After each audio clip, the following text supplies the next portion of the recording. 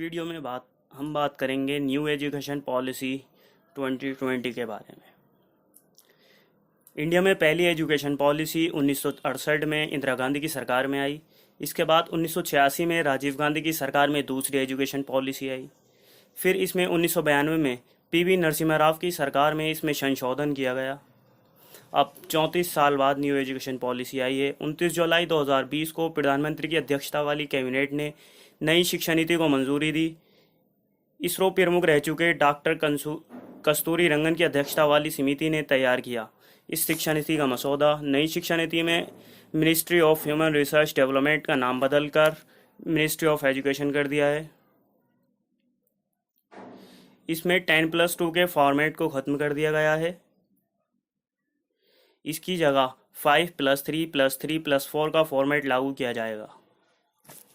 5 years foundation stage 3 से 8 साल तक के बच्चों के लिए, 3 इयर्स प्रीपैरेटरी स्टेज 8 से 11 साल तक के बच्चों के लिए, 3 इयर्स मिडिल स्टेज 11 से 14 साल तक के स्टूडेंट्स के लिए, 4 इयर्स सेकेंडरी स्टेज 14 से 18 साल तक के स्टूडेंट्स के लिए, फाउंडेशन स्टेज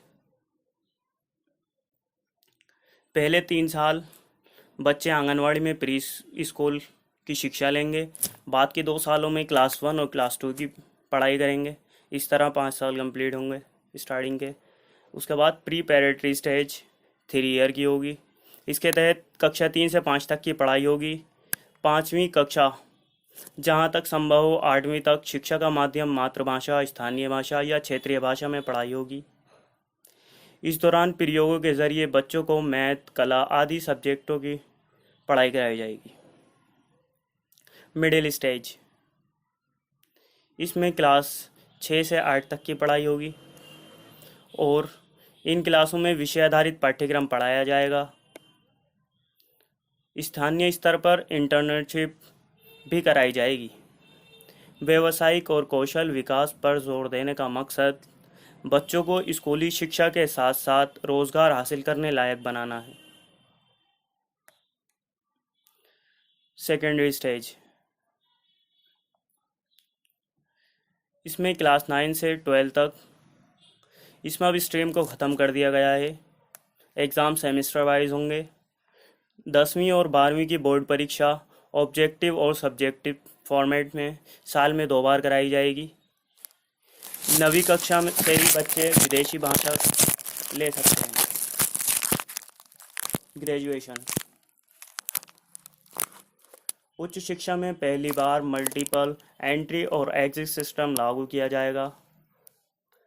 4 साल की डिग्री कोर्स शुरू होगा और कोई अगर 1 साल करके छोड़ता है तो 1 साल के बाद सर्टिफिकेट दिया जाएगा।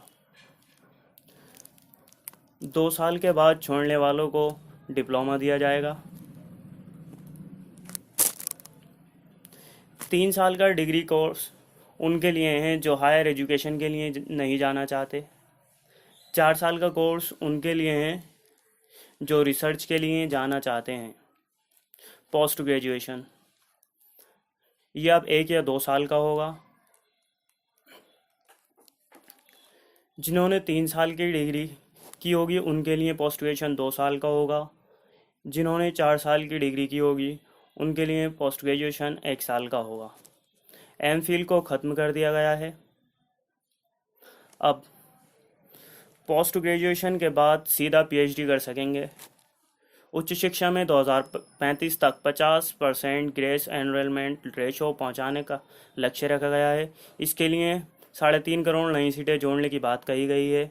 मेडिकल और लॉ को छोड़कर सभी उच्च शिक्षा के लिए हायर एजुकेशन ऑफ इंडिया बनाया जाएगा जो यूजीसी की जगह लेगा। नई शिक्षा नीति में देश भर के सभी संस्थानों में दाखिले के लिए एक कॉमन एंट्रेंस एग्ज़ाम आयोजित कराने जाने की बात कही गई है।